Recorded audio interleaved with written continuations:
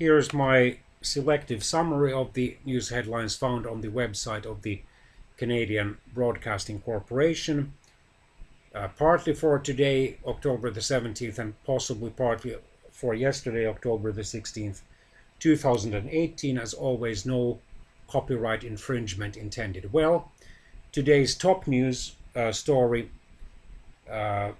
is at the same time a legal one, a recreational one, social one, economic one, moral one, spiritual one, even a political one. Yes, you guessed it. As of today, the recreational smoking for fun and even the growing of cannabis with a certain restriction of use per person or per household is legalized in Canada. The law was passed months ago, if not already in 2017, but there was this transition time.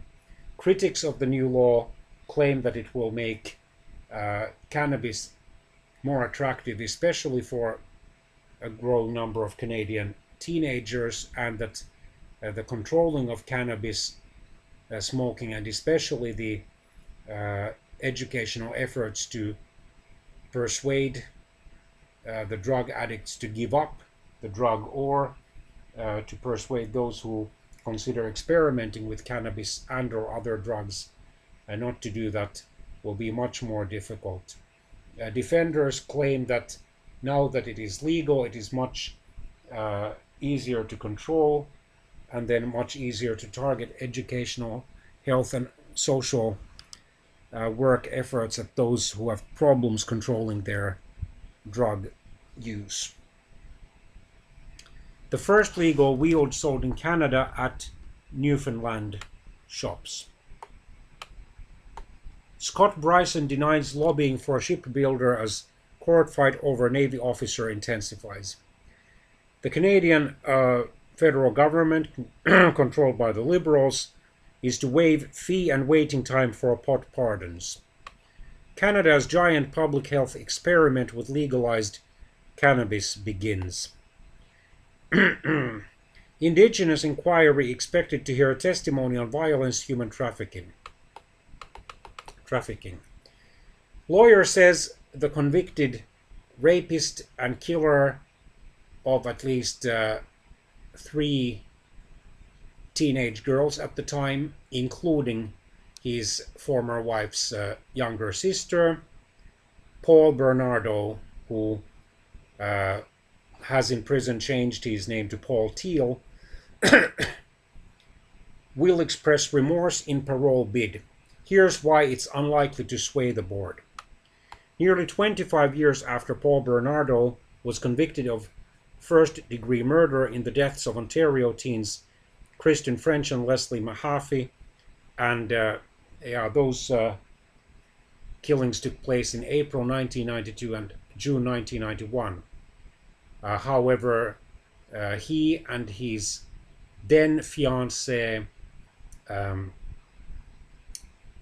Homolka had together drugged and then killed or caused the death of Karla's younger sister Tammy Homolka back in December 1990. Their mothers will address the parole board members, who will decide whether to grant the notorious killer some freedom. Since he has been classified as a dangerous offender in the Canadian judicial system, it means that he is unlikely to be fully released. And in any case, his full release, of course, it requires the lapse of 25 years since his conviction.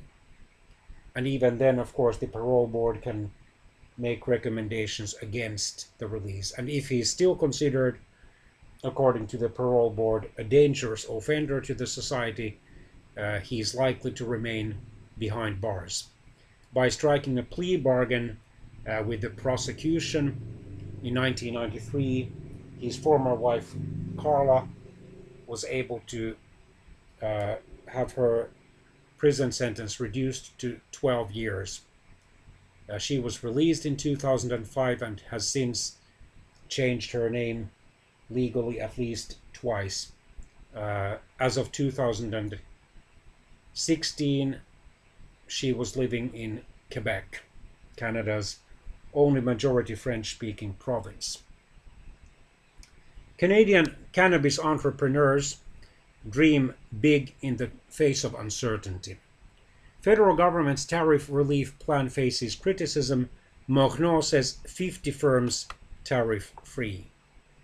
Ex-ambassador delivers aggressive defense of Saudi arms deal. Cannabis tax windfall won't solve provincial money problems.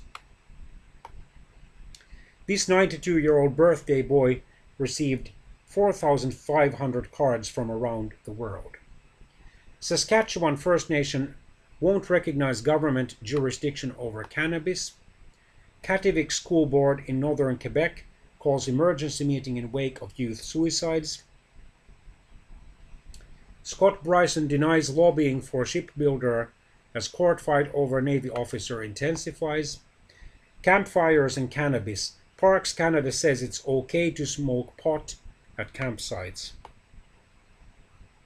Is Toronto ready to handle cannabis legalization? Why it's a murky situation. He's been suffering for quite some time. Rescued sea lion had gunshot wound in its head. Liberals move to end solitary confinement of federal prisoners. So Calgary. What if every time you threw out your garbage you had to pay a fee? CBC investigates. Municipality where bridge collapsed opening day doesn't regret declining provincial cash for better bridge. Medical marijuana greenhouses causing a stink in rural Ontario. Pride Toronto opens door for city police to possibly rejoin summer parade after a 2-year ban. Transport Canada taking a fresh look at issue of seat belts on school buses.